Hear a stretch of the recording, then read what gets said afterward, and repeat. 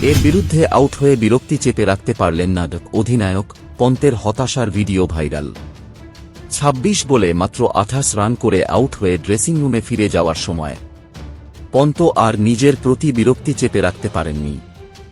সাজঘরে ফেরার রাস্তার দুধারে কালো পর্দা লাগানো ছিল, সেখানেই ব্যাট দিয়ে সজোরে আঘাত করেন পন্ত। কারণ তিনি ফের ব্যর্থ হলেন ঋষভ পন্ত। সাফল্য পেল না তাঁর দল দিল্লি ক্যাপিটালস। বৃহস্পতিবার রাজস্থান রয়্যালসের বিরুদ্ধে ম্যাচে আউট হওয়ার পর আর তিনি নিজের উপর রাগ, হতাশা আর চেপে রাখতে পারলেন না। ক্ষোভ হয়ে তা বেরিয়ে এল।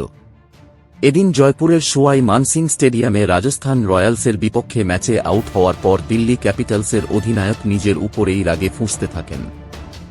রাজস্থানের বিরুদ্ধে ১৮৬ রানের লক্ষ্য তাড়া করতে নেমে দিল্লি ক্যাপিটালস যখন খুব দ্রুত দলের ৩০ রানের মাথায় ২ উইকেট হারিয়ে বসেছিল, তখন ৪ নম্বরে ব্যাট করতে নেমেছিলেন পন্ত। তিনি কিন্তু লড়াকু মানসিকতা নিয়ে ক্রিজে এসেছিলেন। ডেভিড ওয়ার্নারের সঙ্গে জুটি বেঁধে শুরুটা খারাপ করেননি, কিন্তু বেশিক্ষণ ক্রিজে টিকতে পারেননি তিনি। ২৬ বলে মাত্র ২৮ রান করে যুজবেন্দ্র চাহালের ডেলিভারিতে রাজস্থানের কিপার সঞ্জু স্যামসনের হাতে ক্যাচ দিয়ে সাজঘরে ফিরে যান পন্ত। তিনি তাঁর সংক্ষিপ্ত ইনিংসে ২টি ছক্কা এবং একটি বাউন্ডারি হাঁকিয়েছিলেন, তবে তিনি প্রচুর ডট ডেলিভারি খেলেন। তাঁর স্ট্রাইক রেট অবশ্য খুবই খারাপ, ১০৭/৬৯। আউট হয়ে ড্রেসিং রুমে ফিরে যাওয়ার সময় পন্ত আর নিজের প্রতি বিরক্তি চেপে রাখতে পারেননি।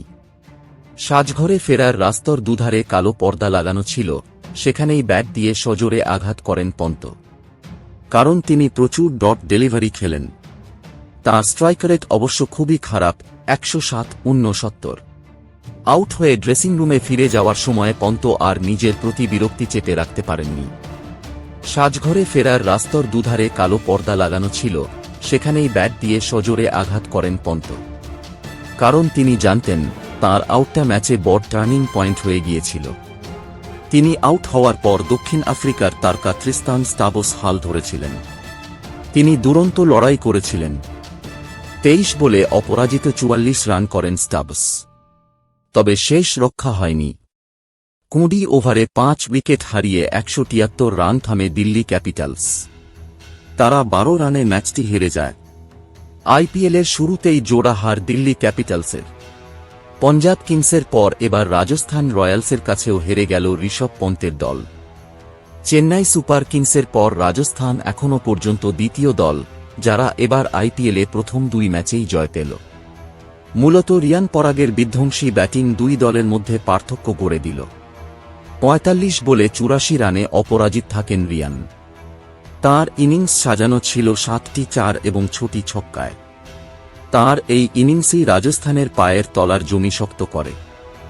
রিয়ানের সৌজন্যেই প্রথমে ব্যাট করে ৫ উইকেট হারিয়ে ১৮৫ রান তোলে রাজস্থান রয়্যালস।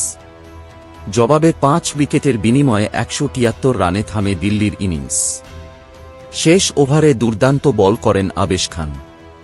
প্রয়োজন ছিল ১৭ রান, সেখানে মাত্র ৫ রান দেন তিনি। ভয়াবহ দুর্ঘটনাকে পিছনে ফেলে জীবনযুদ্ধে জয় পেলেও প্রত্যাবর্তনের পর ২২ গজে এখনও জয়ের মুখ দেখলেন না ঋষভ পন্ত।